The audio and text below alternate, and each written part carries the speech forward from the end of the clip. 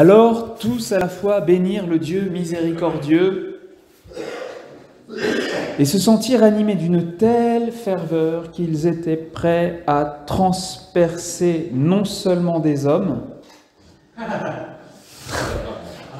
le sadique, mais encore les bêtes les plus sauvages et des murailles de fer. Il y en a des trucs à traverser pour atteindre le cœur de ceux qui nous écoutent, des remparts de toutes sortes, idéologiques, psychologiques, culturels, et puis le péché, hélas, tellement mystérieux et enfoui et secret. J'aimerais consacrer cette intervention à plusieurs caractéristiques de la prédication qui lui donnent sa puissance et en font bel et bien un événement. Comme dit l'apôtre Paul dans la première aux Corinthiens, chapitre 4, verset 10, « Le royaume de Dieu ne consiste pas en paroles seulement, mais en puissance. » Pas seulement en parole, mais en puissance. Vivante et efficace est la parole de Dieu, dit la lettre aux Hébreux. Alors, ce que je vais vous dire là est à la fois le fruit d'études, d'un labeur personnel, et aussi de l'expérience, qui est une autre forme de labeur. Je voudrais vous proposer de voir que l'homélie est à la fois prophétique, kérygmatique, catéchétique, poétique et pertinente. Je vais expliquer.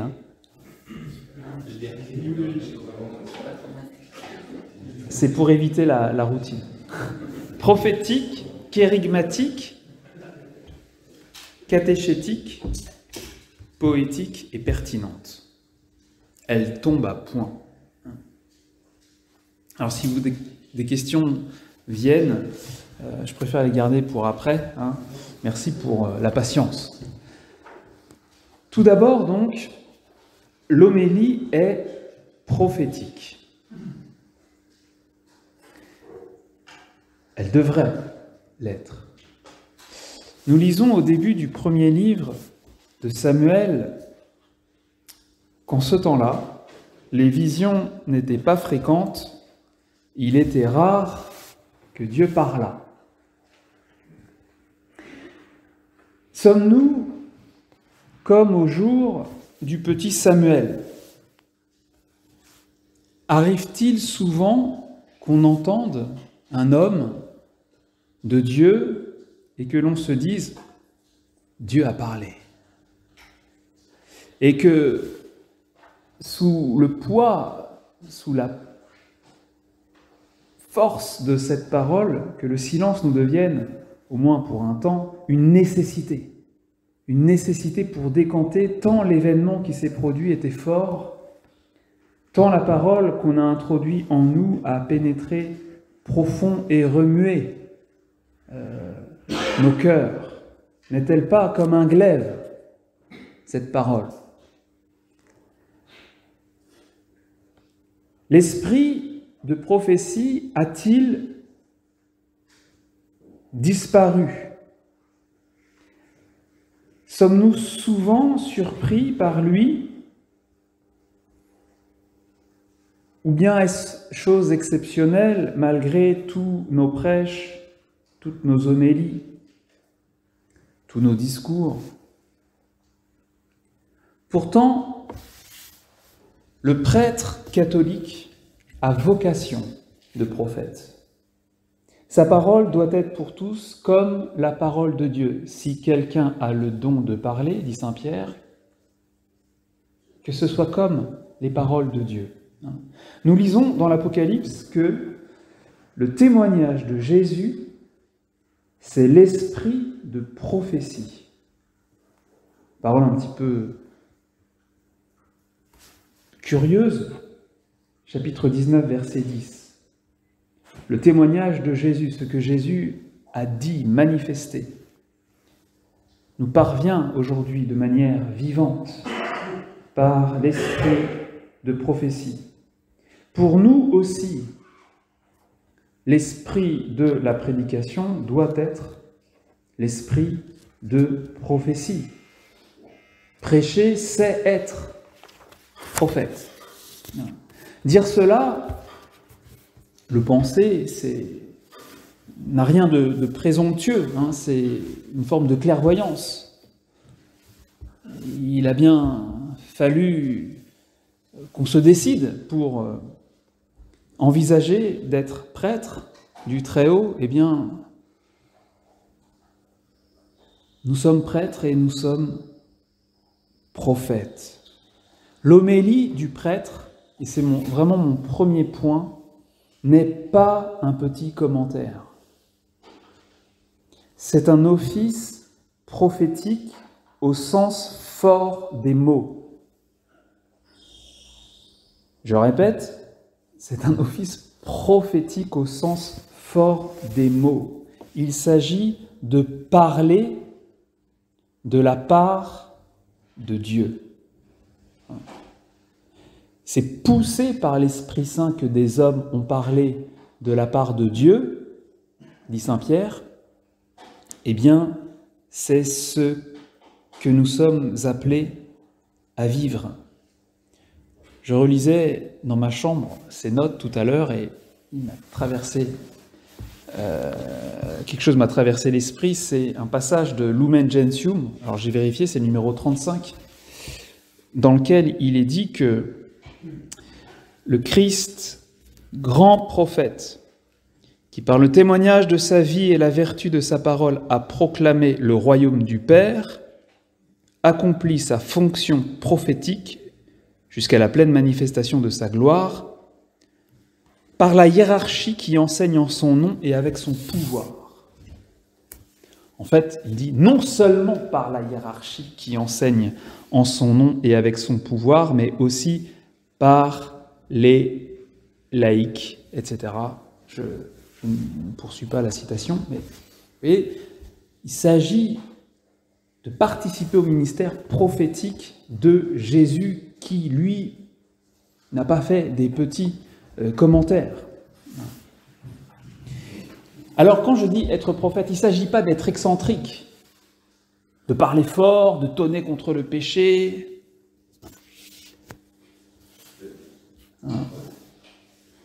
Même lorsqu'il lui arrive, comme l'écrit François dans cette lettre pour l'anniversaire de la mort de Saint Jérôme dont je vous parlais ce matin, même lorsqu'il arrive au prédicateur d'être, je cite, « rempli d'un feu qui devient verbe impétueux et explosif »,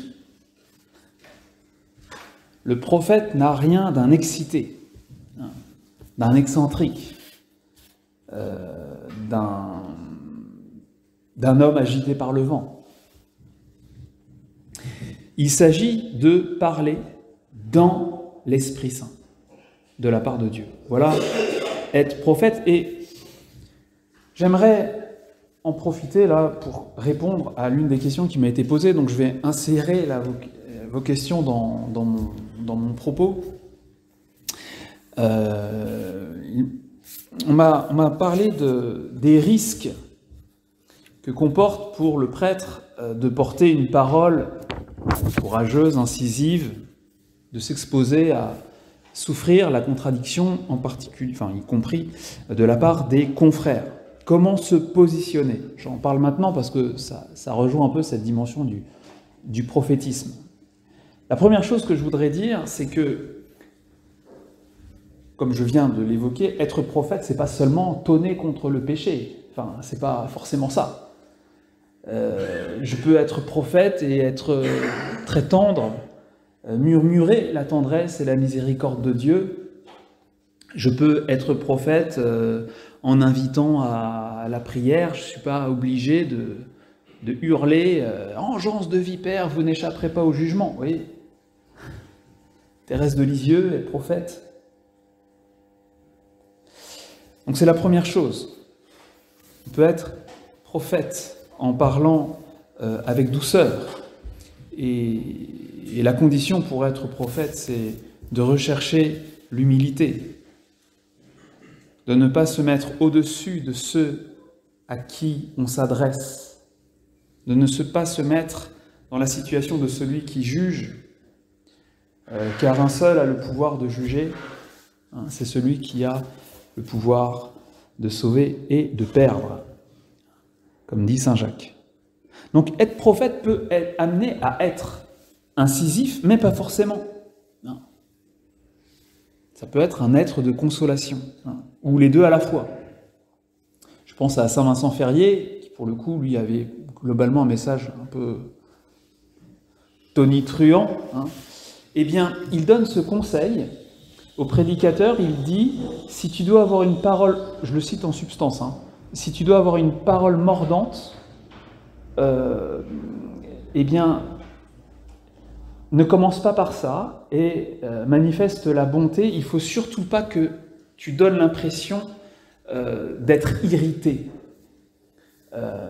voilà, de soulager ta colère, là, de lâcher ta véhémence, mais qu'on sente que ces paroles viennent d'un père qui ne supporte pas de voir son enfant se perdre dans un fossé et qui va chercher à le sauver. Saint Vincent Ferrier. Chez les rabbins, il y a des anciens qui disent que quand Dieu a des paroles dures à adresser à son peuple, il les fait précéder de paroles consolantes, pour que ce soit plus facile à entendre. Et c'est ainsi que, disent certains, Dieu a envoyé Isaïe avant Jérémie, pour guérir d'avance les blessures qu'occasionnerait la prédication de Jérémie. Il y a une manière de défendre la foi qui me fait penser à Pierre à Gethsémani. Tu sors l'épée et tu frappes dans le tas. Voilà. Oui, mais c'est quand même... faut dire la vérité, etc. Oui, bien sûr, mais attention, que dit Jésus à Pierre? Rengaine ton glaive. Hein? Pas comme ça. Pas comme ça.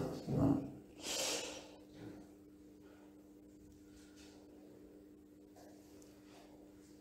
Il est arrivé qu'on me rétorque, oui, mais quand même, Jésus, il dit malheur à vous, hypocrite, nanana.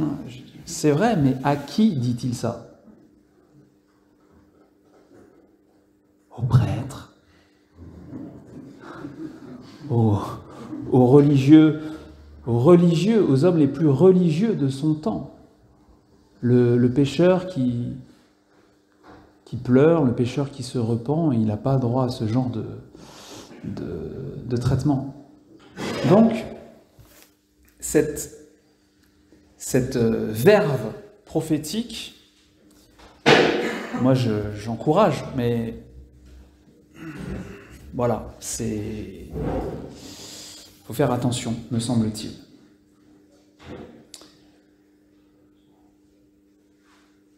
C'est poussé par l'Esprit que des hommes ont parlé de la part de Dieu, dit saint Pierre. Prêcher, témoigner de Jésus, c'est parler de la part de Dieu. C'est donc l'Esprit qui doit vous inspirer. L'inspiration, voilà le moment crucial de l'homélie. Parle, Seigneur. Ton serviteur écoute. Le cardinal,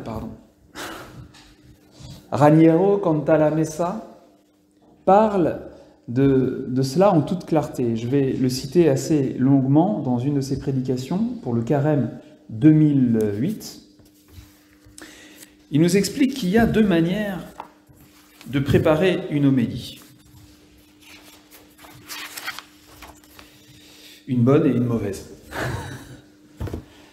Alors, que veut dire parler en Jésus-Christ ou parler comme les paroles de Dieu? Cela ne veut certes pas dire répéter matériellement et uniquement les paroles prononcées par le Christ et par Dieu dans l'Écriture. Cela veut dire que l'inspiration de base, la pensée qui façonne, qui soutient tout le reste, doit venir de Dieu et non de l'homme. Il y a deux manières de préparer une prédication ou toute annonce de foi, orale ou écrite. Ça vaut pour un article, sans doute. Je peux d'abord m'asseoir à mon bureau et choisir moi-même la parole à annoncer et le thème à développer, en me basant sur mes connaissances, mes préférences, etc. Puis, une fois le discours préparé, me mettre à genoux pour demander instamment à Dieu de bénir ce que j'ai écrit et rendre mes paroles efficaces. C'est déjà une bonne chose, mais ce n'est pas la voie prophétique.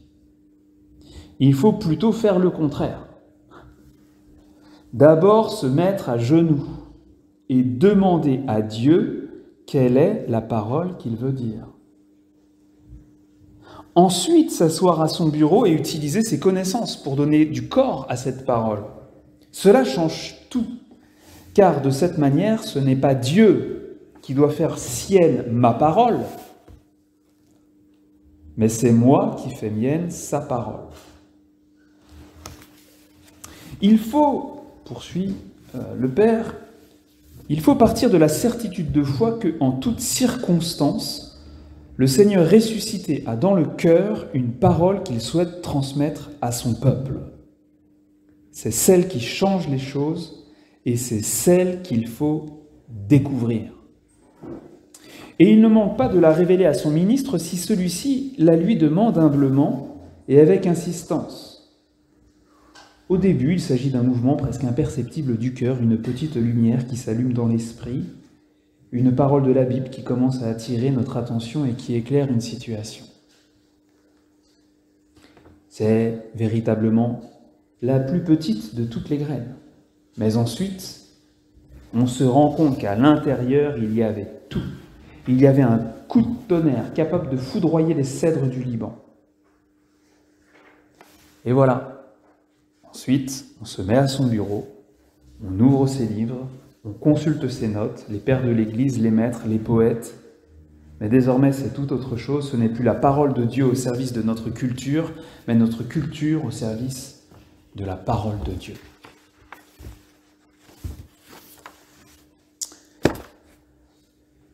Voilà, à mon avis, qui répond à l'une des questions qui m'a été posée. Qu'est-ce qu'il ne faut surtout pas faire quand on veut bien préparer son homélie? Eh bien voilà. Ce qu'il ne faut surtout pas faire, c'est la première méthode.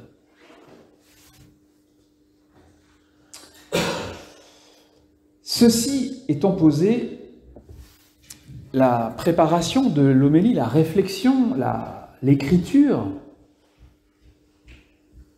doit rester un moment spirituel. Il ne s'agit pas seulement de prier avant, mais de prier pendant. C'est-à-dire de rester dans une activité contemplative pour exprimer, comme dit saint Paul, en termes spirituels, en termes inspirés par l'Esprit, ce qui vient de l'Esprit.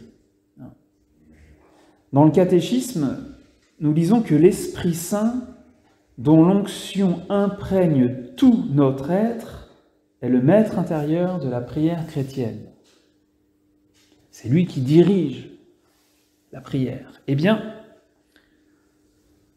l'Esprit Saint est le maître intérieur de l'homéliste. Je ne sais pas, c'est un néologisme, ça vient de sortir, mais je trouve ça joli.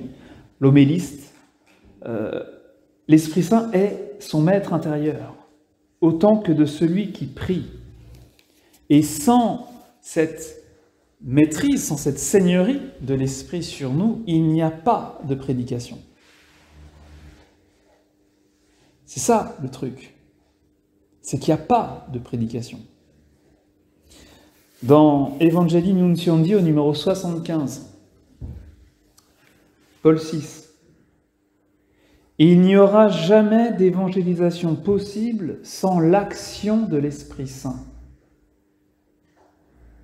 Il est celui qui aujourd'hui, comme au début de l'Église, agit en chaque évangélisateur qui se laisse posséder et conduire par lui, et met en sa bouche les mots que seul il ne pourrait trouver,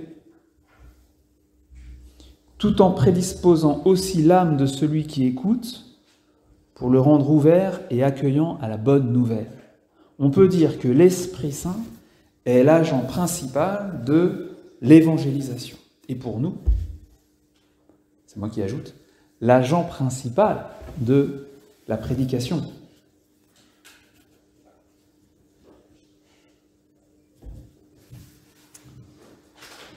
C'est lui qui décide, c'est lui qui impulse, c'est lui qu'il faut suivre, c'est lui qu'il faut écouter. Encore faut-il savoir l'écouter, avoir appris à reconnaître la voix de Dieu qui parle dans notre esprit, dans notre cœur.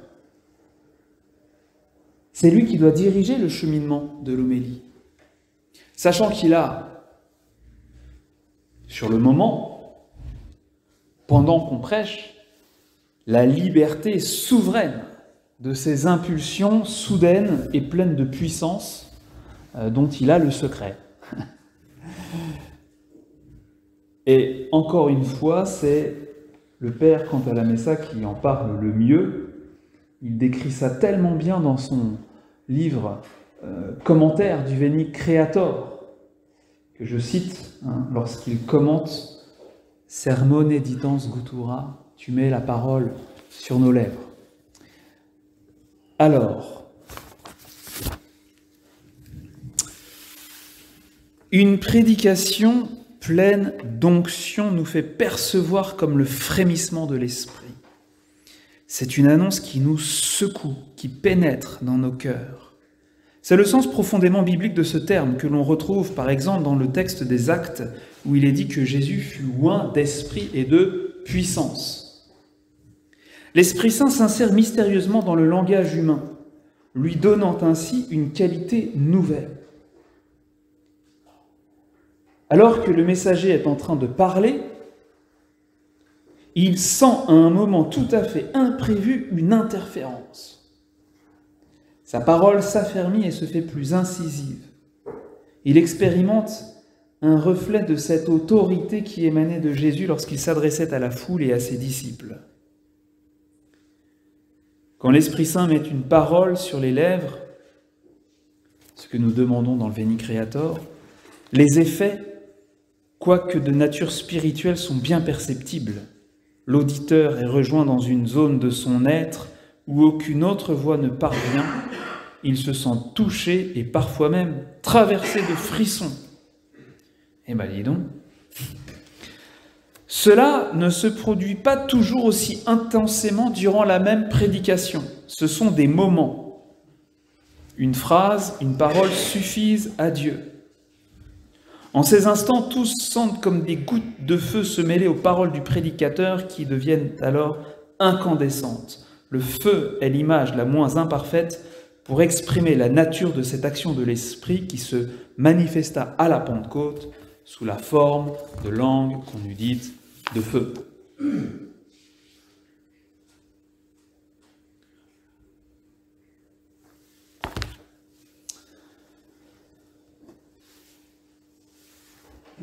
Ça vaut la peine de prier le Veni Creator. Sermone editans Guttura.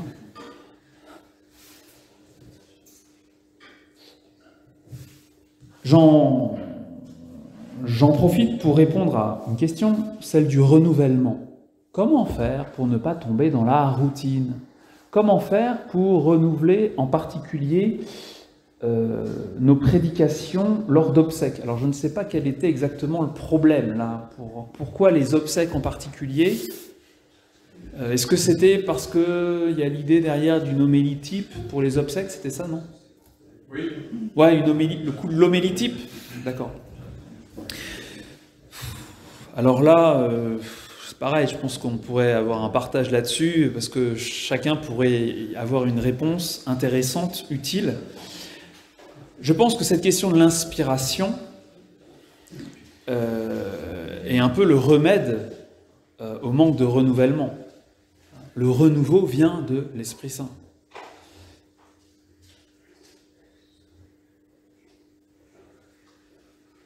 Ensuite, par rapport aux obsèques, je crois que la rencontre que nous avons avec la famille du défunt, ce que les personnes peuvent nous dire de lui, qui est toujours évidemment très limité, on ne peut pas réduire en quelques phrases et quelques minutes de rencontre avec une famille, toute la densité d'une existence, le mystère d'une personne humaine. Mais quand même, ça nous aide. Il y a moyen, là, de trouver dans la vie, dans la personnalité du défunt, des choses qui font qu'on peut raccorder avec la parole qui va être lue, hein, et de montrer qu'il y a un lien entre ce défunt, qui peut-être d'ailleurs n'était pas pratiquant, souvent il n'était pas pratiquant, très croyant mon père, mais pas pratiquant,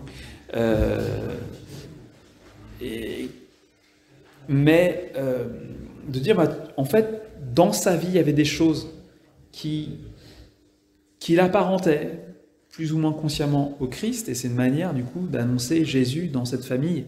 Hein, si les gens qui aiment le défunt s'aperçoivent que dans la vie du défunt, il y a quelque chose qui est déjà le Christ, là, il y a un affect, un attrait pour Jésus, une familiarité qui commence. Et ça, chaque rencontre est unique, et donc on peut trouver quelque chose de particulier qui va renouveler notre prédication. Là, sur l'homélie d'obsèques, je crois beaucoup à la puissance de l'inspiration sur le moment. Parce qu'on est dans une situation où on a tellement d'inconnus qu'en fait on ne sait pas qu'est-ce qui peut bien rejoindre ces gens, on ne les connaît pas, on ne connaît rien du tout de leur histoire. Je ne parle pas du défunt, mais je parle de sa tante, on ne connaît rien. Donc il n'y a que Dieu qui connaît les cœurs, qui va pouvoir nous donner des paroles sur le moment qui vont rejoindre tel ou tel. Voilà ce que je dirais.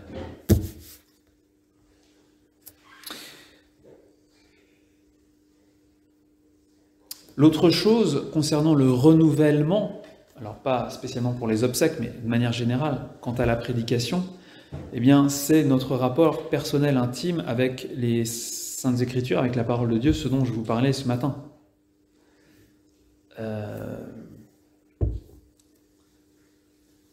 Les lectures de ce dimanche. Évangile de Saint Luc, chapitre 15, la parabole du fils prodigue. Évidemment.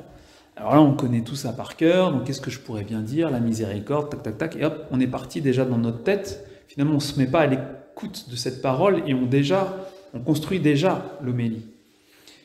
Mais si, dans une posture humble, soumise à l'autorité de Jésus, le Maître, qui a quelque chose à m'enseigner à travers cette parole, qui suis-je pour prétendre que j'ai rien à recevoir de Jésus dans cette parabole? C'est évident que j'ai des choses à apprendre. Si j'écoute à nouveau, parle Seigneur, ton serviteur écoute, il me renouvellera dans l'intelligence que j'ai de ce texte.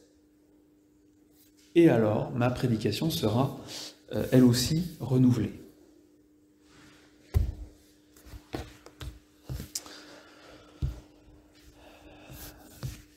La prédication est prophétique, elle est aussi kérygmatique. C'est mon deuxième point. Kérygmatique. Non pas au sens où il faudrait toujours annoncer la même histoire. Donc peut-être que c'est un abus de langage de dire que la prédication doit nécessairement être kérygmatique. Pas toujours, tous les dimanches, dire Jésus-Christ est mort et ressuscité. Refaire tous les évangiles de la Passion et de la Résurrection. Elle est kérygmatique, non pas dans ce sens-là, mais au sens où nous devons annoncer à temps, à contre-temps, l'amour de Dieu. L'amour de Dieu manifesté en Jésus. Benoît XVI a eu une formule magnifique en célébrant les vêpres qui inauguraient l'année paulinienne, pour saint Paul, la foi est l'expérience d'être frappé par l'amour de Jésus. Un amour tout à fait personnel, qui le bouleverse au plus profond de lui-même et qui le transforme. Sa foi est la certitude du fait que lui, Jésus, est mort non pas pour quelque chose d'anonyme, mais par amour pour lui de Paul, et que ressuscité, il l'aime toujours. Sa foi, en définitive, c'est l'impact de l'amour de Dieu sur son cœur. Voilà. Sa foi, c'est l'impact de l'amour de Dieu sur son cœur. Voilà pourquoi je dis que l'homélie est kérigmatique. C'est qu'elle porte cet amour, cette annonce de l'amour de Dieu qui a un impact qui transforme notre vie. 3 textes que j'ai choisis, en plus de celui que je viens de citer, que je n'avais pas prévu de citer. 3 textes viennent étayer mon propos. Le premier est de Jean-Paul II dans sa lettre sur la catéchèse dans le monde moderne, au numéro 25. Il dit que grâce à la catéchèse, donc l'écoute réitérée, renouvelée, jamais terminée de la parole de Dieu, grâce à la catéchèse, le kérigme évangélique, c'est-à-dire la première annonce pleine de chaleur qui un jour a bouleversé l'homme et l'a porté à la décision de se livrer à Jésus-Christ par la foi, est peu à peu approfondie, développée dans ses corollaires implicites. Donc, l'approfondissement de la parole de Dieu, c'est l'approfondissement du kérigme. Notre parole, notre prédication n'est pas un dépassement du kérigme. Comme si, voilà, c'est bon, Jésus, il t'aime, il est mort, c'est bon, maintenant ça c'est fait, on passe à autre chose, de plus important. Non, notre parole n'est pas un dépassement du kérigme, elle en est l'approfondissement. Elle est l'approfondissement du cri de l'amour de Dieu en Jésus-Christ. Parce que je n'ai pas fait exprès de dire le cri de l'amour de Dieu en Jésus-Christ. Voilà. C'est une petite répétition. Le deuxième texte est du pape François dans Evangelii Gaudium, numéro 164, qui développe aussi cet impératif de l'approfondissement du kérigme. La première annonce ou kérigme a un rôle fondamental. Sur la bouche du catéchiste, donc je me permets d'ajouter, et donc du prédicateur, revient toujours la première annonce. Jésus t'aime, il a donné sa vie. Quand nous disons que cette annonce est la première, cela ne veut pas dire qu'elle se trouve au début et qu'après elle est oubliée ou remplacée par d'autres contenus qui la dépassent.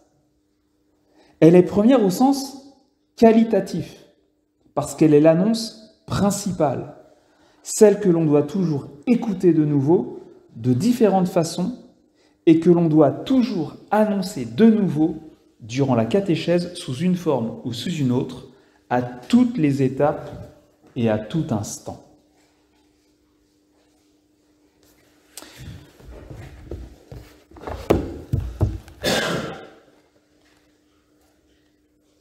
C'était le numéro 164 et au numéro 165, on ne doit pas penser que dans la catéchèse, le kérigme puisse être abandonné en faveur d'une formation qui prétendrait être plus solide.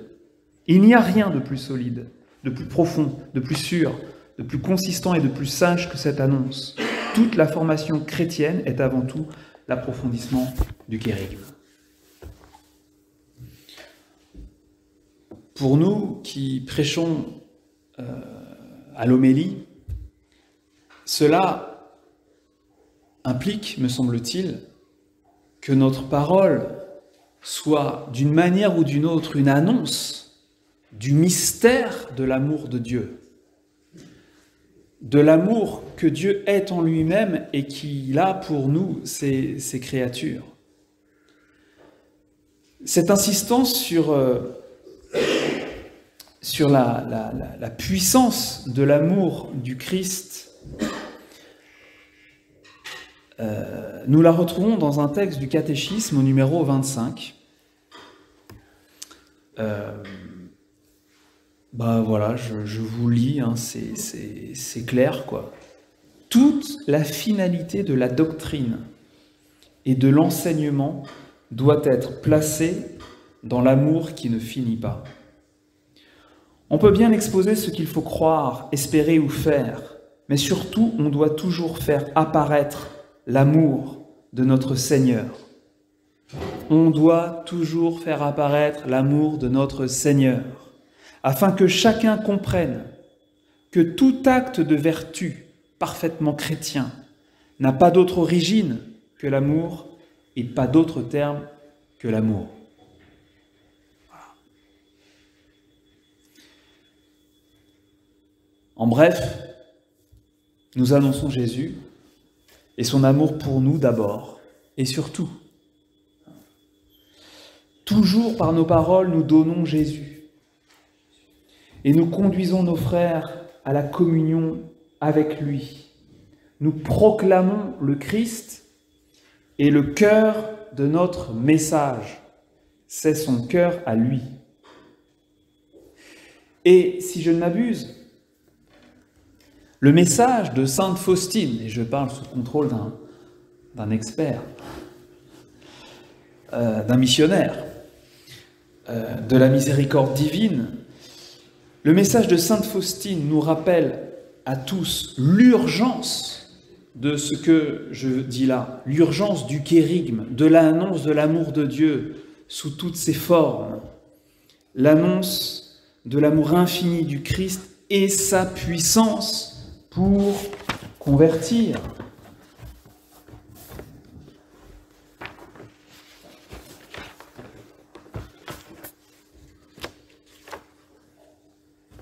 Dis à mes prêtres que les pécheurs se repentiront à leurs paroles lorsqu'ils les condamneront. Non. Lorsqu'ils parleront de mon insondable miséricorde, de la pitié que j'ai pour eux dans mon cœur.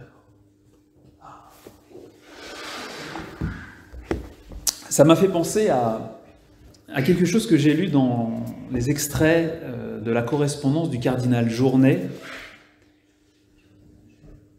Charles Journet, comme une flèche de feu, qui nous montre qui nous dit, qui explique que la foi, la croissance de la foi en l'amour inconditionnel de Dieu, voilà qui nous sort du péché, voilà qui nous mène à la perfection.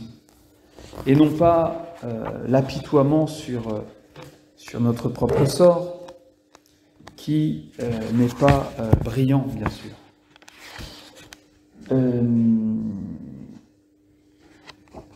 Alors, excusez-moi.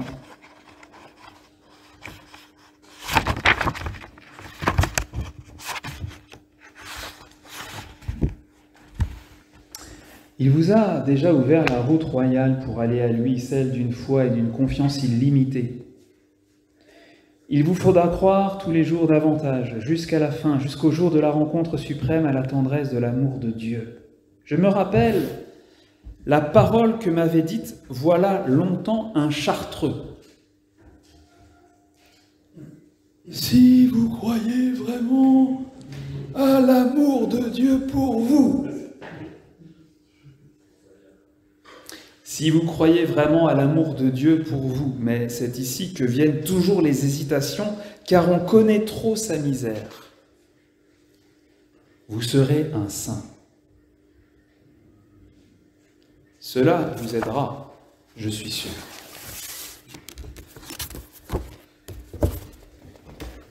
Ceci éclaire aussi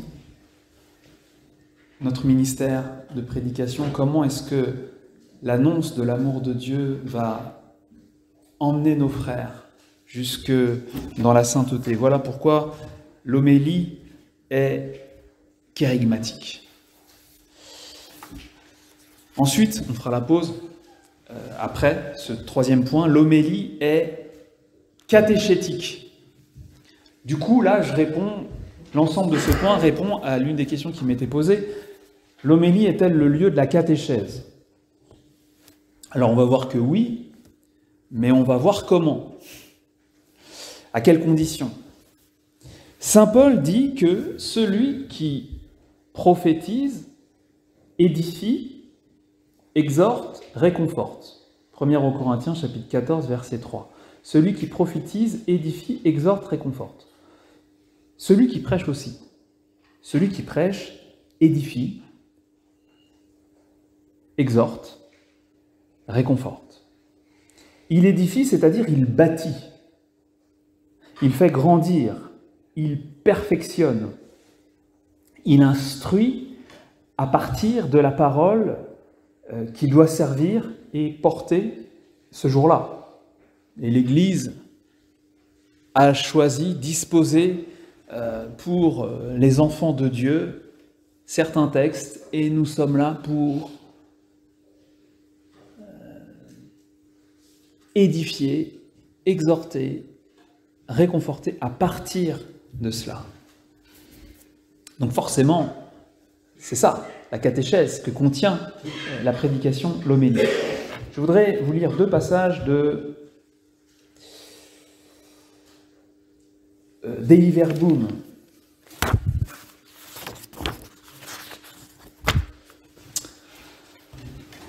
Vous savez ce que c'est. Numéro 21. Toujours l'Église eut et elle a pour règle suprême de sa foi les Écritures, conjointement avec la sainte tradition, puisque, inspirée par Dieu et consignée une fois pour toutes par écrit, elle communique immuablement la parole de Dieu lui-même et font résonner dans les paroles des prophètes et des apôtres la voix de l'Esprit Saint.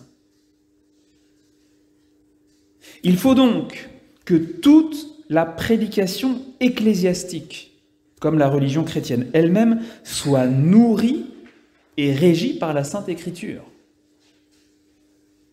Or, la force et la puissance que recèle la parole de Dieu sont si grandes qu'elles constituent pour l'Église son point d'appui et sa vigueur, et pour les enfants de Dieu, la force de leur foi, la nourriture de leur âme, la source pure et permanente de leur vie spirituelle.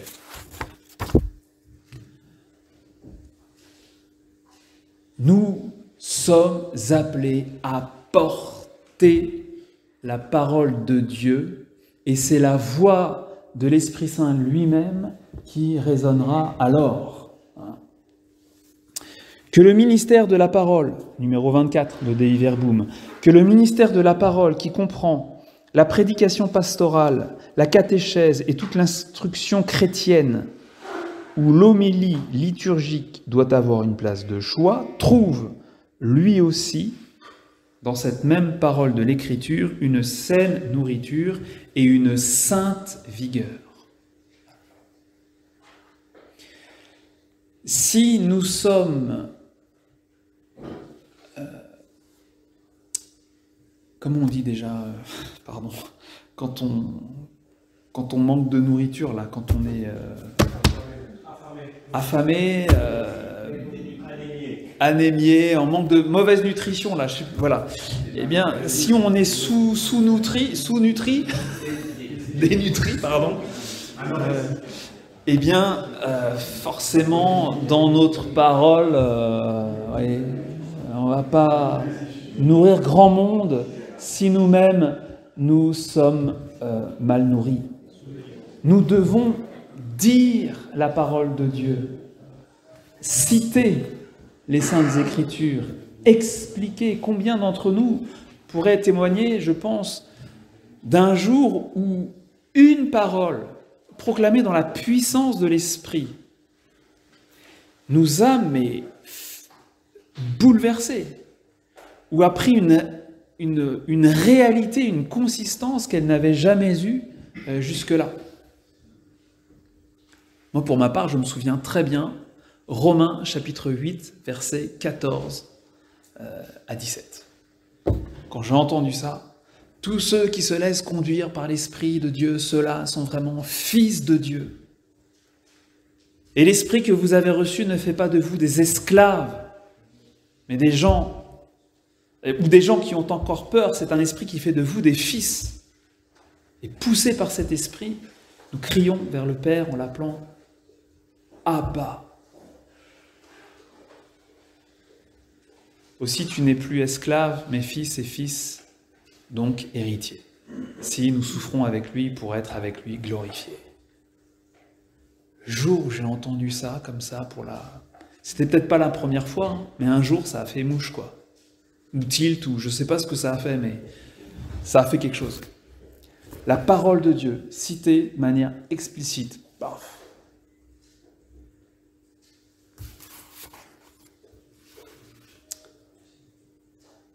Comme les saints apôtres, comme les prophètes des temps anciens qui furent nos devanciers, dire la parole de Dieu, citer les Écritures et la commenter, comme Jésus.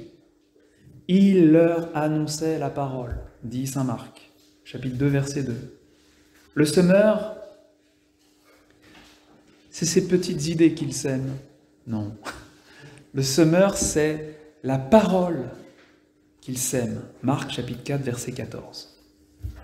Toute l'Écriture est inspirée et utile pour enseigner, réfuter, redresser, former à la justice.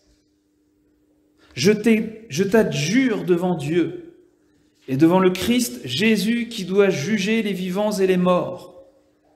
Au nom de son apparition et de son règne, proclame la parole.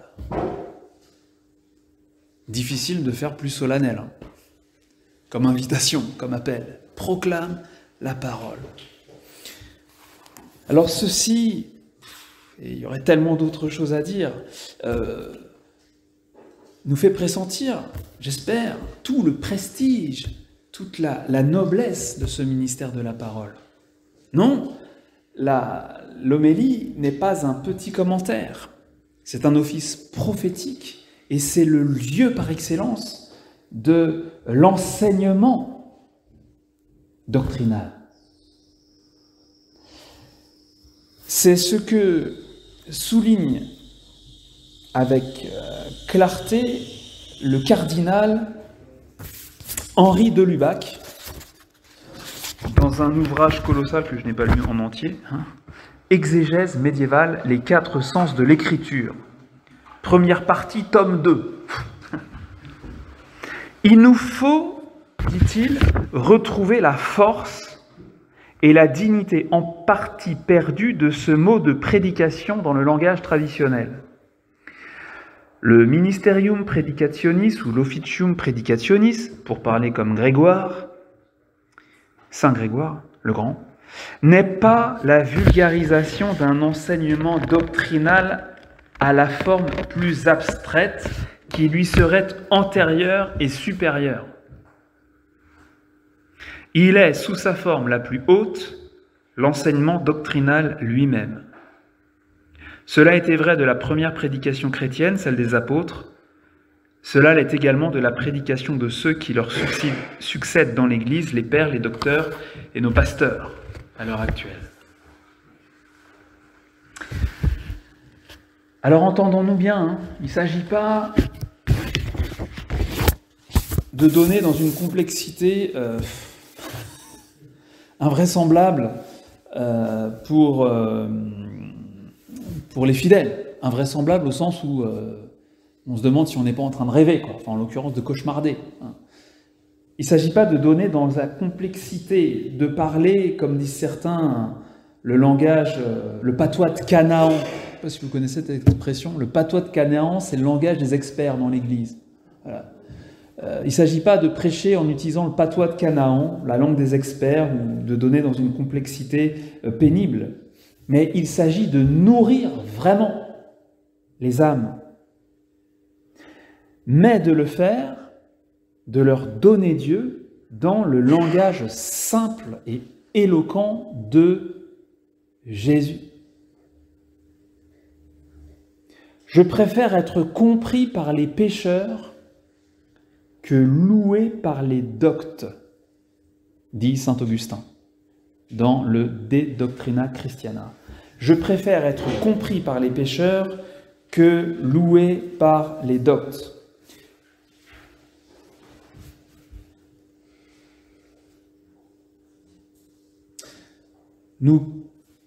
L'homélie est un lieu pour la catéchèse, donc, mais pas à la manière d'un cours. Un cours n'a pas besoin de tenir compte du contexte des personnes qui le suivent. Vous allez à un cours de Christologie, peu importe que ce soit Noël, peu importe que vous ayez perdu votre grand-mère, peu importe que ce soit la Coupe du Monde de foot au Qatar, peu importe que ce soit le mouvement des Gilets jaunes, peu importe le contexte. Le cours, c'est le cours. Mais l'homélie ne peut pas se permettre d'ignorer tout ce qui se passe et de n'être qu'un enseignement doctrinal. La parole vient à la rencontre de ceux qui sont là, réunis pour rencontrer le Christ, célébrer l'Eucharistie ou un autre baptême. Et cette parole doit s'incarner dans ce contexte, tenir compte des gens qui sont là, leur profil, ce pourquoi ils sont là, la situation dans laquelle nous sommes. Et c'est la raison pour laquelle François, dans La joie de l'Évangile, dit que l'homélie, c'est le dialogue de Dieu avec son peuple. On est bien dans le registre de la rencontre qui tient compte des circonstances, qui tient compte de qui est là. Et encore une fois, un cours de théologie ne prend pas cette peine, n'en a pas besoin, ça n'est pas fait pour ça. Faisons une pause.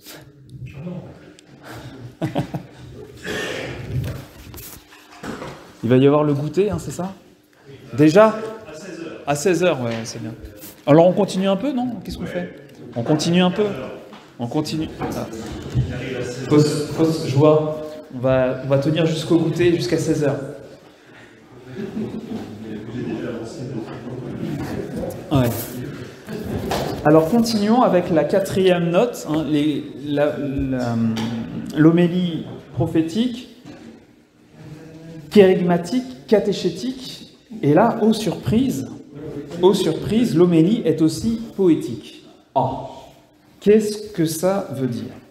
C'est peut-être ce qui vous surprend le plus, et pourtant. Benoît XVI a dit « La foi est amour, et c'est pourquoi elle crée de la poésie et elle crée de la musique. » Oula, où est-ce qu'il nous emmène? La foi est joie, et c'est pourquoi elle crée de la beauté. Un autre texte de Benoît XVI,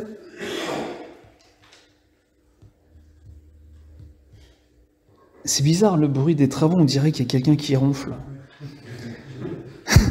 Mais d'ailleurs, il y a peut-être quelqu'un qui ronfle et qui profite des machines qui sont dehors. Alors, en parlant de la beauté du Christ, Benoît XVI dit, c'est dans Sacramentum Caritatis,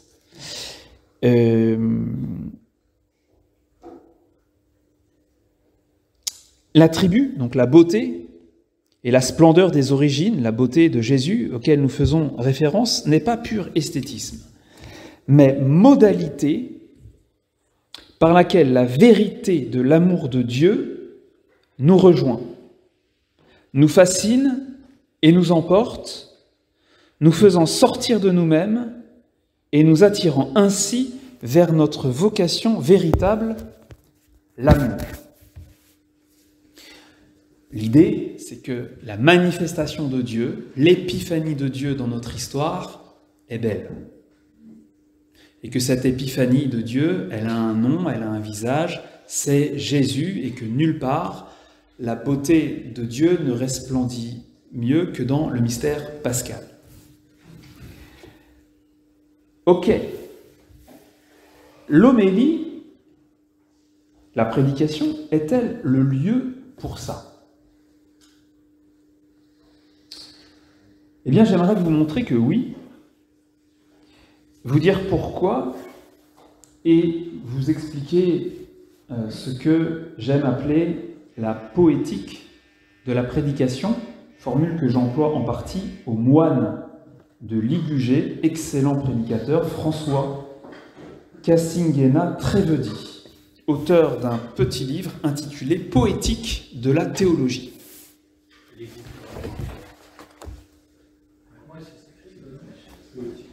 François Cassinguena Trevedi. C'est l'un des spécialistes de Saint-Éphrem qui publie les traductions de Saint-Éphrem à source chrétienne. Vous pourrez regarder si ça vous intéresse. Alors, il faut éviter d'emblée un malentendu. Premier malentendu, la poésie n'a rien à voir comme telle avec le vague, le flou, le mielleux, le sentimentalisme, béat, parce que c'est tout le contraire. Sa qualité est la précision, la justesse, elle est l'assortiment des mots qui dit le mieux la chose, et même qui peut la faire éprouver. Victor Hugo, qui n'est certes pas un père de l'Église, mais quand même disait « La poésie, c'est tout ce qu'il y a d'intime dans tout. » Tout ce qu'il y a d'intime dans tout. Aussi, elle peut nous acheminer brièvement, en quelques mots, jusqu'au cœur, ou jusqu'au seuil, je ne sais pas comment il vaut mieux dire, du mystère dont il est question ce jour-là. D'après mon bon ami Larousse, la poésie est l'art... J'ai deux amis, moi. J'ai le catéchisme de l'Église catholique et j'ai le dictionnaire Larousse. La poésie est l'art d'évoquer et de suggérer. L'art d'évoquer et de suggérer les sensations, les impressions, les émotions. Et n'est-ce pas nécessaire, lorsque nous prêchons, par l'union intense des sons, des rythmes, des harmonies. Et j'ajouterai des images. Ça, c'était la première chose. La poésie n'est pas floue, au contraire, elle est précise. La deuxième chose, pour dissiper tout malentendu, il ne s'agit pas d'écrire des poèmes. Ça n'est pas ce que je veux dire. Et de faire de la jolie prose pour se gargariser de grands mots. Il ne s'agit pas de se montrer sophistiqué, mais de joindre la beauté au concentré de sens de notre propos. Notre propos a du sens, c'est un concentré de sens même, et il est beau. Annoncer le Christ, dit François, signifie montrer que croire en lui et le suivre n'est pas seulement quelque chose de vrai et de juste, mais aussi quelque chose de beau, capable de combler la vie d'une splendeur nouvelle et d'une joie profonde, même dans les épreuves. Dans cette perspective, toutes les expressions d'authentique beauté peuvent être reconnues comme un sentier qui aide à rencontrer le Seigneur Jésus. C'est la via pulcritudinis, la voie de la beauté. Numéro 167. Saint Luc rapporte que les gens de la synagogue de Nazareth étaient en admiration devant les logos tes caritos qui sortaient de la bouche du Christ. Les paroles pleine de grâce du Verbe. Alors ceci peut s'entendre de deux manières, vous le savez. Les paroles pleines de grâce, c'est-à-dire les paroles qui disent la grâce de Dieu, au sens de la bonté, la gratuité du salut, l'amour de Dieu, la bonne nouvelle. Mais aussi, le grec permet d'admettre les deux, les paroles belles qui sortaient de sa bouche. Et les deux vont ensemble, puisque l'épiphanie de Dieu, la révélation, la manifestation de son amour, eh bien rien n'est plus beau. Il s'agit donc pour nous d'annoncer le beau Verbe de Dieu, le plus beau des enfants des hommes, d'une belle manière et d'une manière exacte. L'Orient chrétien décrit la prière comme amour de la beauté, la philokalie. Eh bien, tout comme la prière, la prédication est philokalie. Amour de la beauté, recherche de la beauté, partage de la beauté, annonce de la beauté. Ce dont nous parlons, les merveilles de Dieu, le Christ, ce dont nous parlons est beau. Et nous ne pouvons pas en parler autrement que de belle manière. Prenons un seul exemple. Matthieu chapitre 6. Regardez les oiseaux du ciel. Ils ne sèment, ni ne moissonnent, ni ne recueillent en des greniers, et votre Père céleste les nourrit. Observez les lys des champs. Ils ne peinent ni ne filent. Or, je vous dis que Salomon, dans toute sa gloire, n'a pas été vêtu comme l'un d'eux. Ne vous inquiétez donc pas du lendemain. Demain s'inquiétera de lui-même. À chaque jour suffit sa peine.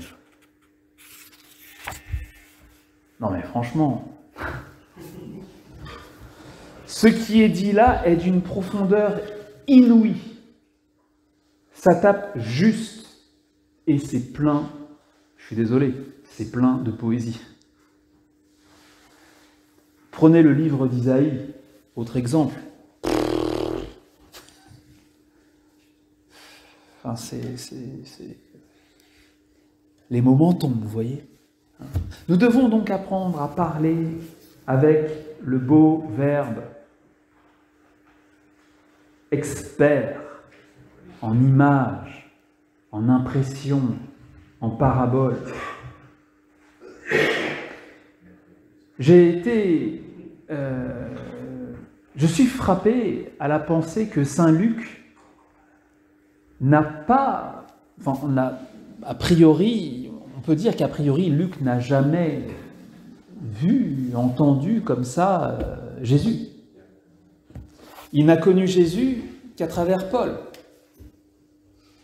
Et quand vous lisez l'évangile de Saint Luc, mais que de couleurs, que d'images, que de sons, la crèche.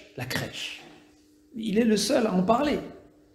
Et pourtant, il n'a rien vu, il a simplement entendu de la bouche de Paul ou de la bouche de Marie. Eh bien,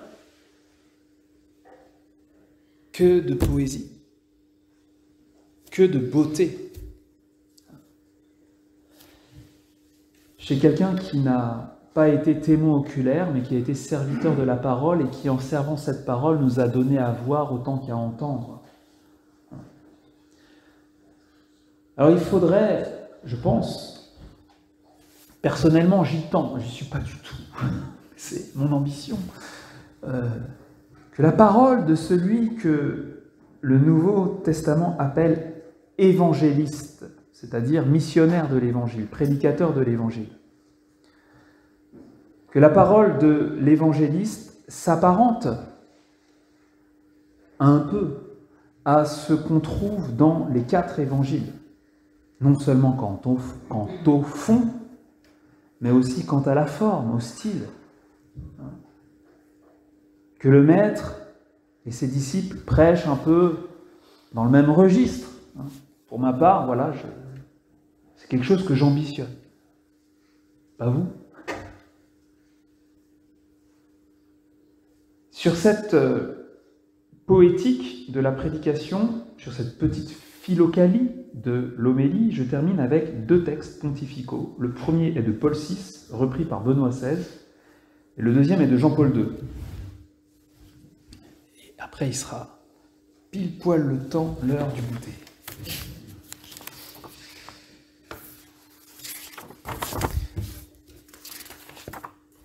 Texte de Paul VI, très surprenant. Il parle aux artistes. Nous avons besoin de vous.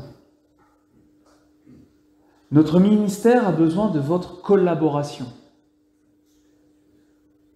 Peut-être vous êtes en train de vous dire, oui, tout à fait, mais justement, chacun son truc. Nous, on est prêtres, et puis il y a les artistes. Attendez. Nous avons besoin de vous, notre ministère a besoin de votre collaboration, car, comme vous le savez, notre ministère est celui de prêcher et de rendre accessible et compréhensible, et même émouvant, le monde de l'esprit, de l'invisible, de l'ineffable, de Dieu. Et dans cette opération, vous êtes des maîtres. C'est votre métier, votre mission, et votre art est celui de saisir du ciel de l'esprit ses trésors et de les revêtir de mots, de couleurs, de formes, d'accessibilité.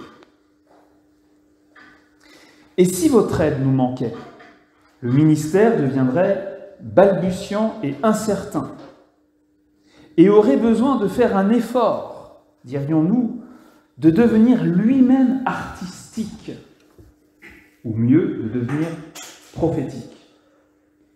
Pour s'élever à la force d'expression lyrique de la beauté intuitive, il aurait besoin, notre ministère, de faire coïncider le sacerdoce avec l'art. Ça, c'est si l'aide des artistes manquait à notre ministère. Et je ne sais pas quels sont les artistes que vous avez croisés sur votre chemin, mais il semblerait que dans bien des endroits, cette aide des artistes soit effectivement venue à manquer. Le deuxième texte, Jean-Paul II, l'Église a besoin de l'art. Pour transmettre le message que le Christ lui a confié, l'Église a besoin de l'art. Elle doit en effet rendre perceptible et même, autant que possible, fascinant le monde de l'esprit, de l'invisible, de Dieu. Elle doit donc traduire en formules significatives ce qui en soi est ineffable. Or, l'art a une capacité qui lui est tout à fait propre de saisir l'un ou l'autre aspect du message et de le traduire en couleurs, c'est pas notre truc, en forme ou en son qui renforce l'intuition de celui qui regarde ou qui écoute. Et cela sans priver le message lui-même de sa valeur transcendantale ni de son auréole de mystère. L'Église a besoin en particulier de ceux qui sont en mesure de réaliser tout cela sur le plan littéraire et figuratif, en utilisant les infinies possibilités des images et de leurs valeurs symboliques. Dans sa prédication, le Christ lui-même a fait largement appel aux images, en pleine harmonie avec le choix de devenir lui-même, par l'incarnation, icône du Dieu invisible. L'homélie, la prédication à la fois prophétique, c'est-à-dire inspirée, kérigmatique, catéchétique, belle, poétique, est aussi, se doit d'être pertinente. C'est-à-dire de tomber à point, de taper dans le mille. Et ici, la métaphore biblique de la flèche est bien tout à fait adaptée. Elle nous désigne, nous, prêcheurs. Il a fait de moi une flèche acéré, il m'a caché dans son carquois, dit Isaïe, chapitre 49, verset 2.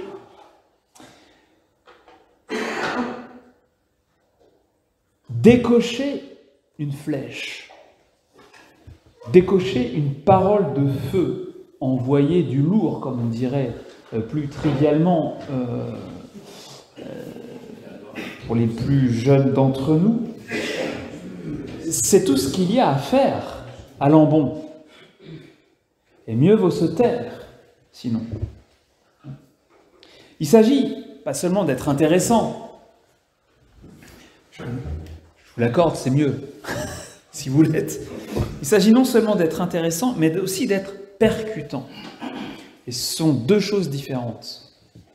D'être percutant, de rejoindre le vécu des gens, d'avoir une parole adaptée à qui ils sont, à ce qu'ils vivent, à ce qui se passe. Une parole adaptée aux expériences humaines fréquentes.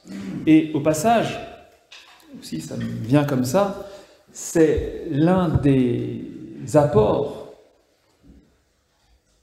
difficilement remplaçables de la littérature. Parce que notre expérience humaine à nous est très limitée. J'ai qu'une vie, c'est déjà très bien, mais la littérature conserve l'expérience humaine de siècles écoulés. Et quand vous lisez, par exemple, un roman de Dostoïevski, vous pénétrez dans les méandres de l'âme humaine, dans les turpitudes de l'existence, d'une façon qui, a priori, et quelque part, je l'espère, dépasse votre expérience. Même chose si vous lisez un roman de Zola, si vous lisez L'Assommoir de Zola, je pense que vous plongez dans un monde qui n'est pas le vôtre. On pourrait en parler pendant des heures. J'avoue que je suis assez passionné. Bon. François dit que le prédicateur doit se mettre aussi à l'écoute du peuple. Pas seulement à l'écoute de Dieu, mais à l'écoute du peuple. Pour découvrir ce que les fidèles ont besoin de s'entendre dire. Ainsi, un prédicateur est un contemplatif de la parole et aussi un contemplatif du peuple. C'est bien dit. On m'a posé une question, et c'est en réalité un point que je vais ajouter, que je vais un petit peu improviser, là, comme ça, qui complète, c'est la place du témoignage. Effectivement. Mais ça rejoint la question de la pertinence, c'est pour ça que je fais le lien tout de suite. La prédication a ce site particulier qu'elle est à la fois quelque chose de tout à fait objectif. Il y a le dépôt de la foi que nous gardons avec l'aide de l'Esprit Saint, que nous transmettons avec son aide. C'est la parole de Dieu, c'est la révélation, c'est un donné objectif. Et en même temps, la prédication a quelque chose de subjectif, parce que c'est ma prédication. Vous avez l'évangile de Jésus-Christ, selon saint Jean, selon saint Matthieu, selon saint Marc, selon, c'est qui que j'ai oublié, saint Matthieu, saint Luc. Voilà. C'est l'évangile. C'est le même Jésus, c'est la même parole, c'est le même verbe, mais porté, regardé de manière différente et complémentaire. L'homélie est donc aussi quelque chose de tout à fait personnel, et le prédicateur, en plus d'être un prophète, en plus d'être un maître, est un témoin. Dans l'encyclique Dieu est amour, Benoît XVI dit rappelle les trois lieux essentiels de l'Église, la liturgie, la diaconie et le martyre. Le martyre, l'annonce, le témoignage que l'Église porte dans le monde. Quand nous portons la parole de Dieu, nous sommes à la fois maîtres et témoins. Nous sommes témoins des vérités que nous annonçons.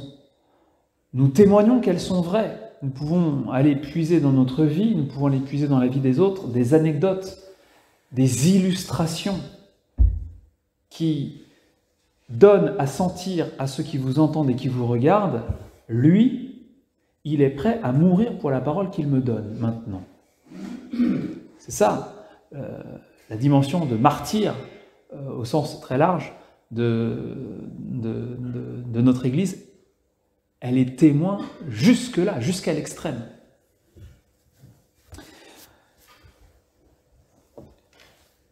Comme prédicateurs, nous devons faire exactement l'inverse de ce que Pierre a fait au jardin des Oliviers. Je ne parle pas du moment où il a sorti l'épée. Ah non, c'était pas au jardin des Oliviers, pardon.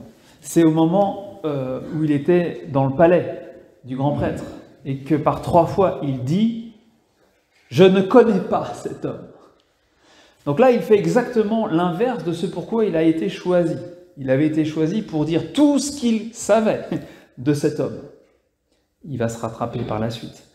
Mais il est témoin de Jésus. Il dit qui est Jésus. Il transmet tout ce qu'il sait de Jésus. Et toute proportion gardée, c'est ce que nous faisons aussi. La parole que nous annonçons, il ne nous est pas interdit de dire aussi l'expérience qu'on en a. Alors c'est vrai que c'est très très peu par rapport à ce qu'elle est, mais quand même. Benoît XVI, dans un message pour les JMJ de Madrid, en 2011, ça date, hein, ça passe, a écrit ces quelques mots où il évoque la genèse de l'écriture de ces livres Jésus de Nazareth, les 3 tomes. Durant de longues années d'études et de méditation a mûri en moi l'idée de transmettre dans un livre un peu de ce qu'est ma rencontre personnelle avec Jésus. Un peu de ma rencontre personnelle avec Jésus. Pour aider quasiment à voir, entendre, toucher le Seigneur en qui Dieu est venu nous rencontrer pour se faire connaître. C'est quelque chose que nous pouvons faire. Et j'ai envie de dire que nous devons faire. En même temps que nous annonçons, que nous prêchons, faire voir, entendre, toucher le Seigneur. Et j'aime bien dire aux séminaristes que nous devons faire voir ce que nous voulons faire croire. Le faire voir comme l'Évangile qui donne à voir, autant qu'à entendre. Tandis que le prédicateur parle, l'esprit qui a inspiré les Saintes Écritures se répand. C'est sur cette idée que je veux terminer. L'Esprit Saint se répand et agit. Dans les Actes des Apôtres, saint Luc rapporte que chez Corneille, Pierre parlait encore quand l'Esprit Saint tomba sur tous ceux qui écoutaient la parole. Non seulement l'Esprit Saint inspire l'Écriture, mais la parole transpire l'Esprit Saint. Et c'est l'expérience que les amis de Corneille ont fait. C'est l'expérience qu'ont faite aussi les disciples d'Emmaüs. Saint Luc rapporte cette parole, cette relecture qu'ils font de leur rencontre avec Jésus. Notre cœur n'était-il pas tout brûlant au-dedans de nous quand il nous parlait en chemin, quand il nous expliquait les Écritures? Voilà l'action puissante de Dieu dans la prédication qui est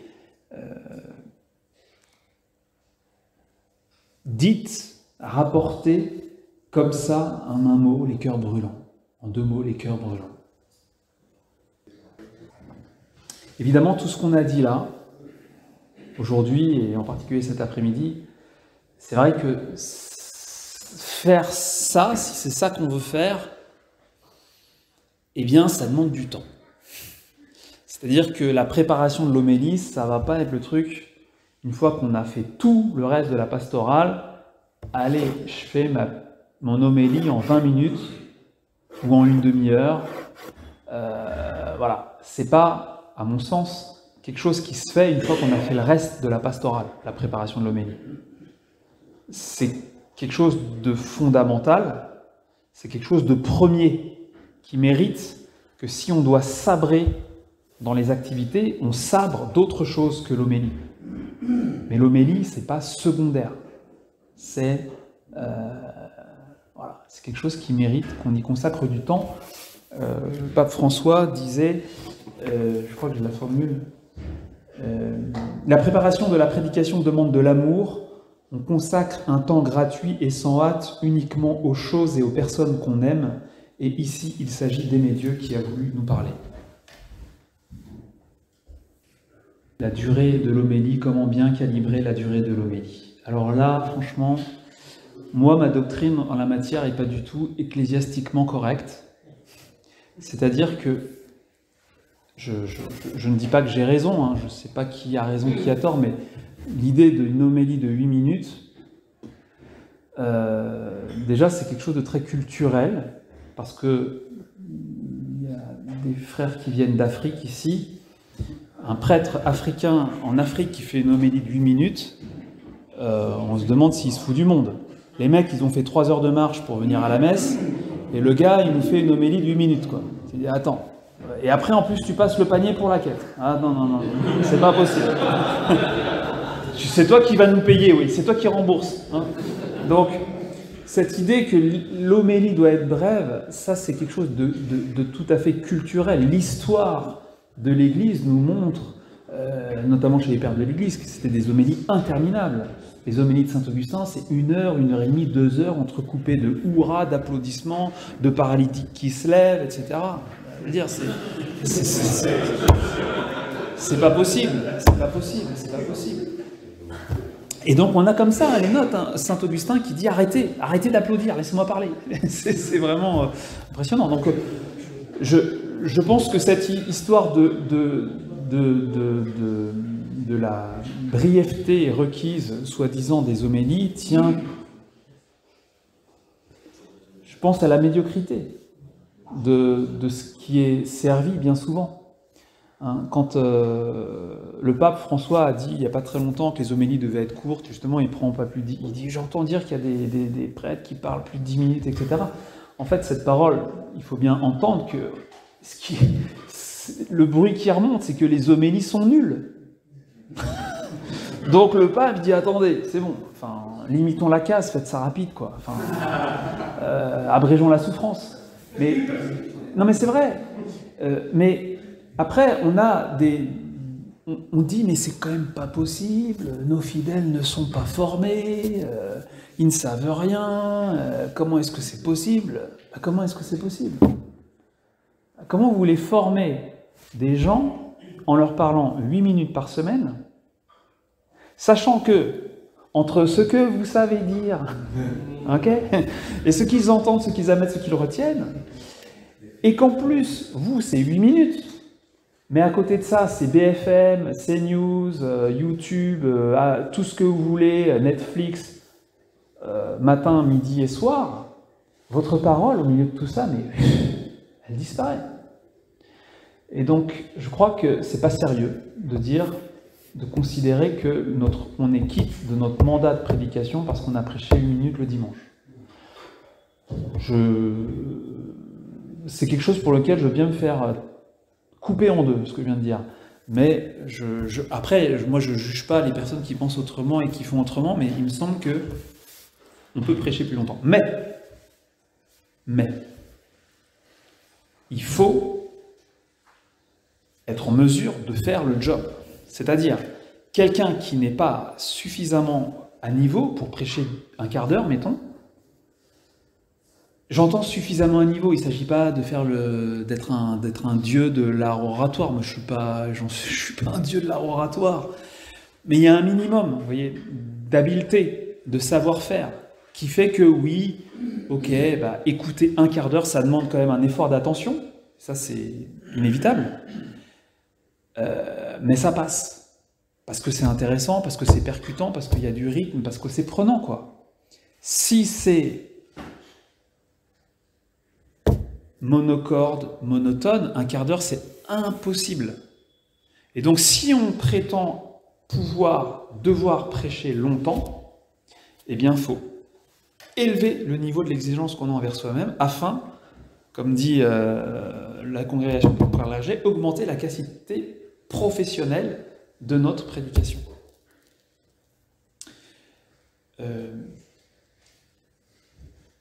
Ensuite, donc ça c'est pour l'homélie, hein. Et je dirais aussi qu'il y a il y a des circonstances qui changent. Là, moi je parle de l'homélie dominicale, je ne parle pas de mais il y a des circonstances différentes, par exemple un mariage, un enterrement de personnes, voilà, où vous avez toute la paroisse qui est là, où vous êtes, vous enterrez, je sais pas, un de vos proches, machin. Évidemment que ça paraît normal je dirais, d'être plus long parce que, voilà, parce que c'est un peu exceptionnel. Certains vous diraient qu'à Noël, il faut faire vite parce que justement c'est Noël. Mais moi, je dirais plutôt à Noël, non, justement, on peut se permettre d'y aller plus longtemps parce que c'est Noël et qu'il faut. C'est pas c'est pas une plaie d'écouter la parole de Dieu, quoi. C'est pas une plaie d'écouter une prédication. Enfin, notre vie en dépend en fait. Donc, c'est pas vraiment la culture qu'on a, mais si on prend le culte protestant. C'est vrai que c'est pas une référence en tout, le culte des protestants, mais une prédication, un sermon du dimanche, ça dure pas 8 minutes. Hein. Et tout le monde prend des notes. Et tout le monde prend des notes. Et ça peut durer 3 quarts d'heure. Alors là, faut pas y aller. Hein. Faut pas aller à 3 quarts d'heure, on est bien d'accord. Mais c'est pour dire que la parole de Dieu, c'est pas... Saint Paul, dans les Actes des Apôtres, il prêche si longtemps que le mec il s'endort et il tombe et il se tue, quoi. Enfin, je veux dire, ça fait des ordres. Bon, il va le ressusciter après, tranquille. Bon, attendez, je termine, après je m'occupe du gars. Voilà. Ouais. On ne met pas dans cette... Ouais. Alors, là, on touche du doigt quelque chose de très douloureux pour nous. Le fait de célébrer des sacrements dans des contextes où on se dit c'est pas du tout adapté en fait. Ils sont pas du tout prêts à la chose. En tout cas, une bonne partie de l'assemblée qui est là est complètement étrangère à ce qui nous réunit. Donc il y a vraiment une souffrance pour nous. Et puis un questionnement. Je ne sais pas, nous dans nos rencontres de doyennés, combien de fois on a parlé de ces questions-là. C'est vrai, c'est un peu pas notre quotidien, mais c'est quand même un problème qui revient très souvent et on cherche des solutions. Maintenant, je pense que on doit se questionner aussi sur notre capacité à rejoindre ces gens-là. C'est-à-dire que de se dire, ces gens-là, ils ne comprennent pas ce que je dis, en fait, ça doit nous interpeller.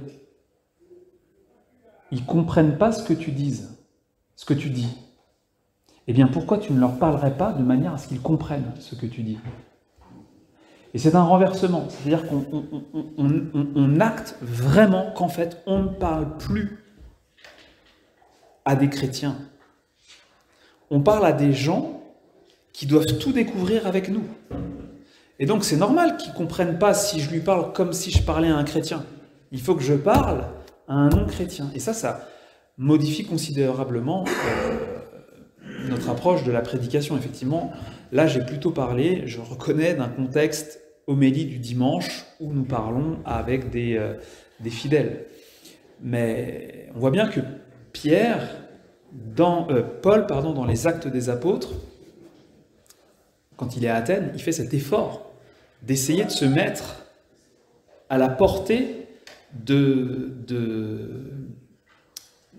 ces gens qui sont étrangers au message qu'ils portent. Et alors on dit oui, c'était pas brillant, il n'y a pas eu beaucoup de conversions. Il y en a quand même eu, c'est déjà pas mal. Hein. La prédication de Paul à Athènes, c'est pas un flop total, quoi. Il a fait des convertis, dont Denis, l'Aréopagite. Donc je pense que c'est une très bonne question et loin de moi de dire j'ai les réponses à tout là-dessus. C'est clair que... Mais c'est nous qui devons chercher. Mais on doit, je pense, je me permets de le dire, arrêter de se plaindre des gens. Ils ne comprennent pas ce qu'on dit, ça ne les intéresse pas, etc. Eh bien, intéressons-les. Faisons en sorte d'être compris. Et ça demande, là pour le coup, ça demande pour nous adresser à ces gens qui ne sont pas de notre culture, justement, qui ne sont pas de notre culture d'église, vraiment de faire un effort, nous, d'inculturation. C'est-à-dire vraiment de, comme dit saint Paul, être sans loi avec les sans loi. Être sans loi avec les sans loi. Mais moi, je ne suis pas un sans loi. Bah non. Tu vas te faire sans loi avec les sans loi. Comme Dieu qui se fait homme avec les hommes. Et moi, je ne suis pas homme, moi. Bah ouais, mais... voilà. Et on voit bien que tout ce qu'on a dit sur le style, le corps, la voix, etc., bah c'est... Là, il faut qu'on s'y mette, quoi. Parce que en célébrant aujourd'hui ce baptême du petit Nolan, de la petite Lola, Dieu nous dit que nous sommes ses enfants bien-aimés. Non, il va falloir que ça swing un peu plus quand même. Il va falloir voilà. À mon avis. Mais je souffre. L'onction. Deux choses. Premièrement, vraiment avoir l'attitude que décrivait le Père Cantalamessa, c'est-à-dire je ne vais pas faire mon truc et après demander au Seigneur de me bénir, je vais vraiment me mettre dans l'attitude du messager. Dieu a quelque chose à dire, je suis son prophète pour cette homélie, le temps de cette homélie, et c'est ça que je vais chercher. Parce que Dieu accompagne ses messagers, dit le prophète Isaïe. Si je suis effectivement un messager, Dieu m'accompagne. Dieu confirme sa parole par les signes qui l'accompagnent, sa marque. Leur témoignage a été accrédité par Dieu par de nombreux signes, prodiges et effusions de l'Esprit Saint qu'il donne à son gré, comme dit. Donc si je dis ce qu'il me demande de dire, j'ai confiance que l'Esprit Saint sera répandu, me sera donné à moi et sera répandu sur ceux qui écoutent cette parole que Dieu veut faire entendre. Ça, c'est la première chose, donc la fidélité à l'inspiration. Et la deuxième chose, c'est un peu lié, c'est la demander tout simplement, cette onction. Voilà, moi, personnellement, avant de me lever pour aller prêcher, je demande au Seigneur, j'avais toute une petite prière que j'ai écrite, que je me récite intérieurement, en tout cas le début, parce qu'en fait elle est trop longue, j'ai pas le temps. Donc je dis, cher Jésus, imprègne-moi de l'onction de ton esprit. Je lui demande ça, donc, cher Jésus, imprègne-moi de l'onction de ton esprit, répands ta beauté dans mon cœur et sur mes lèvres pour que je fasse entendre à mes frères